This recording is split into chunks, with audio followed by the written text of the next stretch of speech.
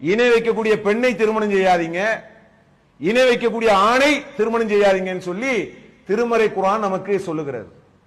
சொல்லிட்டு அல்லாஹ் என்ன சொல்றான்?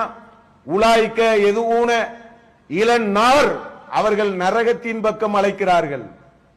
அல்லாஹ் உங்களை எங்க அழைக்கிறான்? ஒல்லாஹு எதுவு இலல் ஜன்னத், அவர்களை ஜன்னத்திற்கும் அல்லாஹ்வினுடைய விருப்பப்படி மன்னிப்பிற்கும் அல்லாஹ் அழைக்கிறான் அப்படின்னு சொல்லி திருமறை குர்ஆன் நமக்கு சொல்லி காட்டுகிறது. ஆண் முஸ்லீமாக இருக்கிறார், பெண் எப்படி இருக்கிறாங்க? இணை வைக்கக்கூடிய பெண்ணா இருக்கிறாங்க. அப்படியே திருமணம் செய்யறாங்க, அப்படியே தான் அந்த பெண்ணு இணை வைப்பிலே இருக்கிறார், ஆண் முஸ்லீமா இருக்கிறார். அது என்ன? அது அப்படி இருக்க முடியுமா? அப்படி நம்பிக்கையோட வாழ முடியுமா? அதுல எவ்வளவு பாதிப்பு வரும்? இவங்க திருப்திக்கு அவங்க கொஞ்சம் தொழுதுகிறது, அவங்க திருப்திக்கு இவரு தன்னுடைய இணை வைப்பு கோயில்களுக்கு செல்வது, மாறி மாறி. அதே போல இஸ்லாமிய நம்பிக்கை கொண்ட பெண்கள் இணை வைக்கக்கூடிய ஆண்களையும் திருமணம் செய்யக்கூடிய நிலைமையும் வருகிறது.